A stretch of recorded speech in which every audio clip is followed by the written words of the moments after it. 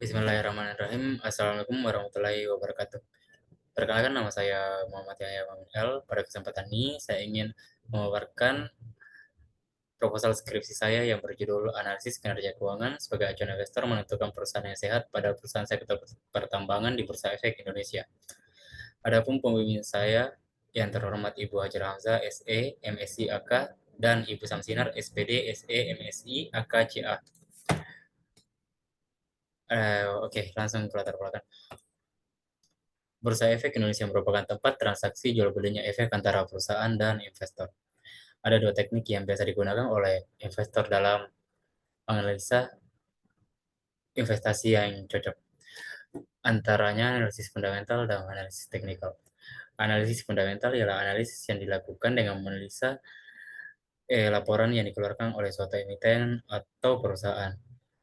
Dengan menganalisa laporan tersebut, kita dapat mengetahui kondisi oleh perusahaan tersebut, apakah perusahaan tersebut secara finansial sehat atau baik, sehingga kita dapat menentukan apakah perusahaan ini layak untuk dijadikan sebagai tempat berinvestasi atau tidak. Misalnya analisis ini dilakukan oleh investor yang berinvestasi dalam jangka panjang. Analisis teknikal, analisis yang dilakukan dengan menganalisa naik turunnya harga suatu saham emiten. Biasanya analisis dilakukan oleh investor jangka pendek seperti trader. Pada penelitian ini, kita akan menggunakan analisis fundamental untuk mengukur tingkat kesehatan perusahaan.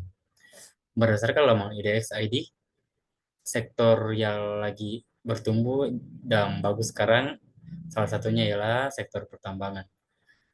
Faktor penentunya sentimen positif di pasar saham yang disebabkan oleh isu banyak yang diperdebatkan secara global seperti energi, ramah lingkungan untuk masa. Oleh karena itu, peneliti tertarik dalam menganalisa perusahaan pertambangan apa saja yang sehat atau yang bagus untuk berinvestasi.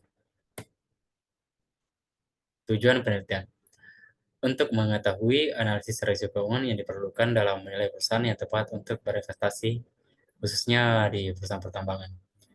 Kedua, mengetahui penggunaan rasio keuangan yang digunakan dalam menganalisis kinerja keuangan perusahaan,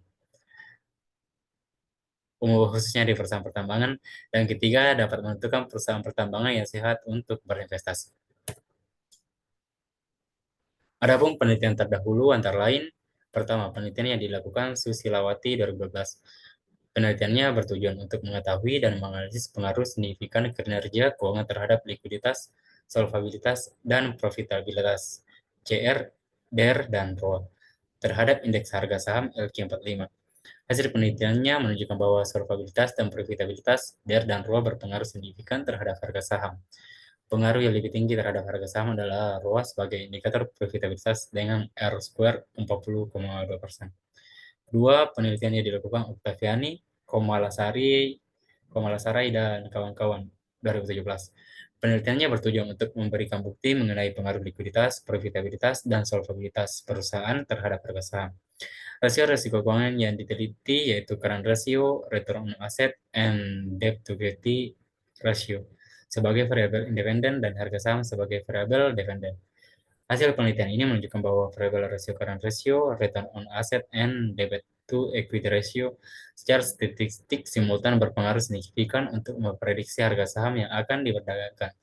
Sedangkan secara statistik, variabel current ratio dan debt to equity ratio tidak berpengaruh signifikan untuk memprediksi harga saham yang akan diperdagangkan di bursa. Adapun kerangka penelitian dapat dilihat sebagai berikut.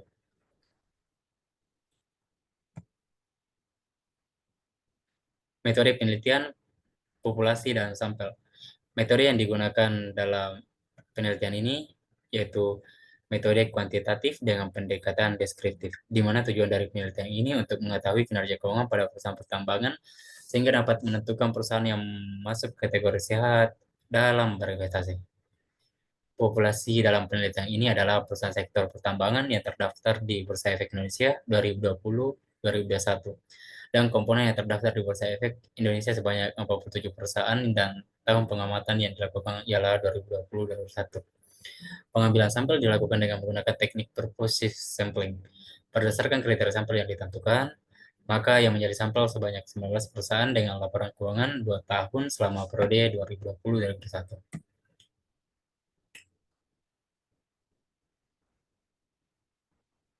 Teknik pengumpulan data dan metode analisis data. Teknik pengumpulan data yang digunakan dalam penelitian ini yaitu dokumentasi, berupa dokumen laporan keuangan serta informasi lain yang mendukung variabel penelitian ini pada perusahaan pertambangan yang terdaftar di Bursa Efek Indonesia tahun 2020-2021. Dan studi pustaka pengumpulan data dapat dilakukan dengan cara mempelajari dan memahami literatur seperti buku, jurnal, skripsi, dan sumber lainnya yang berhubungan dengan penelitian yang akan dilakukan.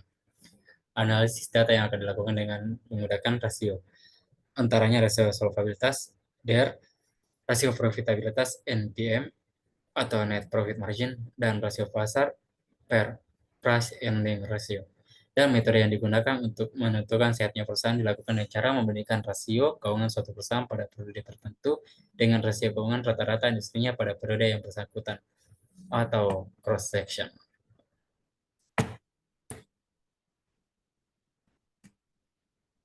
Sekian pemaparan proposal skripsi saya. Terima kasih.